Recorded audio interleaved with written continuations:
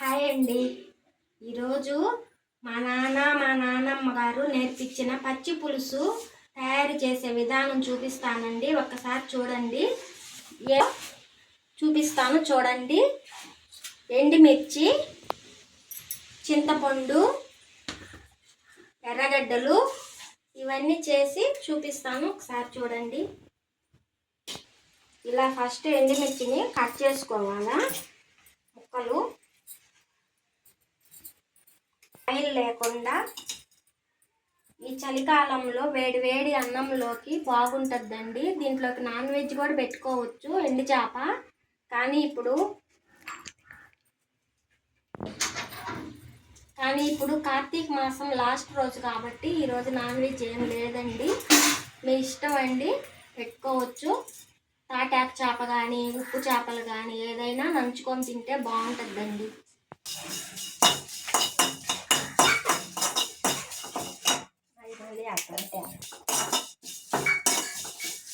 ఇలాగా దోరగా వేయించుకోవాలా ఎండుమిర్చి.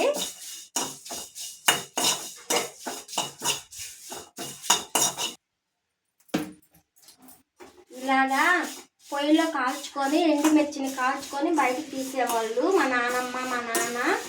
కానీ ఇప్పుడు అందుబాటులో ఉండవు కదా పొయ్యిలు. ఇలాగా పెట్టుకొని వేయించుకోవచ్చు గ్యాస్ మీదైనా.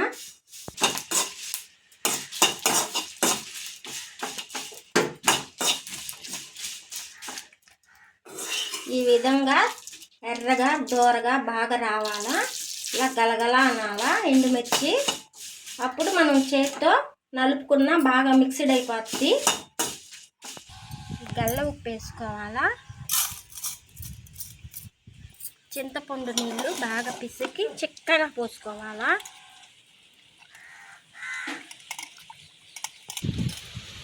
ఈ విధంగా చిక్కగా గుజ్జుగా రావాలా.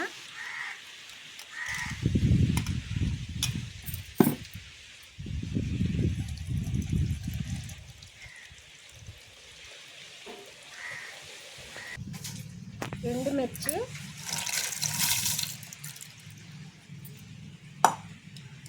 బాగా గట్టిగా నలుపుకోవాలా.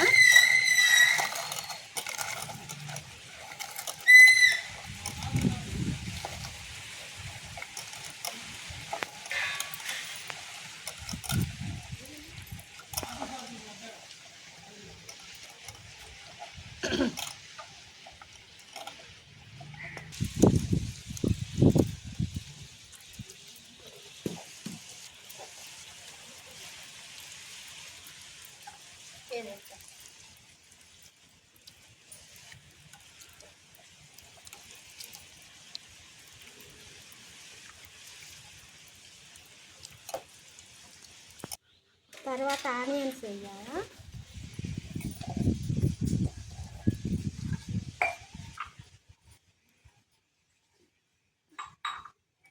ఆనియన్స్ కూడా బాగా దగ్గర పడేటట్టు కలుపుకోవాలా.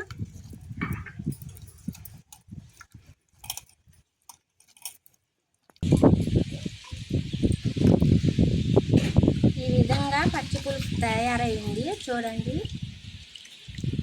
దీని సైడ్ డిష్గా వెండి చేప బాగా పెట్టుకుంటే బాగుంటుంది. కానీ మేము ఇప్పుడు చేయలేదు కార్తీక మాసం సందర్భంగా. ఈ రెసిపీ మా నాన్నకి చాలా ఇష్టమైన రెసిపీ. ప్లీజ్ లైక్ చేయండి. మా నాన్నని చూసి టేస్ట్ చెప్పు నాన్న.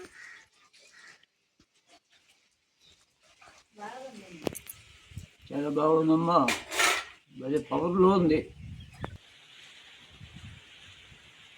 Thanks for watching.